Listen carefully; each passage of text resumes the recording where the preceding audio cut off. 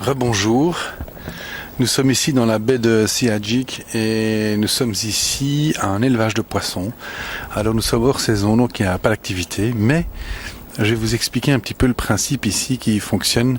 Voilà, ici derrière il y a des installations qui récupèrent les déchets des fruits et légumes et des déchets végétaux et c'est composté. Et dans ce compost il y a les asticots qui viennent, ils sont récupérés, ils sont donnés à manger aux poissons ici dans les élevages. Et puis ensuite, ce qui reste du compost est utilisé comme fertilisant pour le maraîchage. Donc vous voyez ici, il y a réellement un cycle entre le marché, les producteurs de fruits et légumes, le compostage des déchets, l'élevage de poissons et tout ça retourne au marché. Donc il y a une forme de cycle. En plus, le récipient est rond, donc ça va nous faire souvenir que les modèles durables sont cycliques, ce sont des cercles.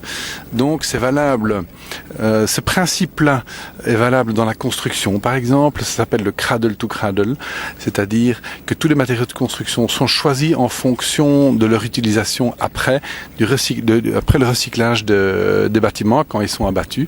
Donc on va très bien choisir le matériau. C'est valable, donc on crée vraiment ce cycle qui est entièrement recyclable. Ici, vous voyez, pour la végétation et les élevages, ça fonctionne ainsi. Pour les ressources humaines, ça devrait être valable aussi, évidemment, qu'il n'y ait pas de déchets humains, qu'on puisse vraiment mettre tout le monde dans une forme de cycle, qu'on soit jeune, qu'on soit vieux, qu'on soit à côté du marché du travail, mais qu'on puisse créer des cycles qui permettent d'inclure tout le monde dans des formes de business model et de modèles sociétaux durables.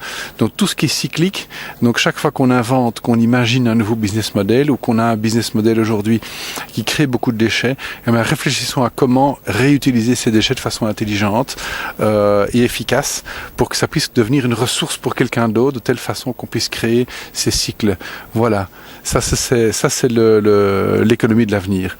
Et de telle façon, nous allons avoir un impact minimum, voire un impact positif sur l'environnement, sur la Terre.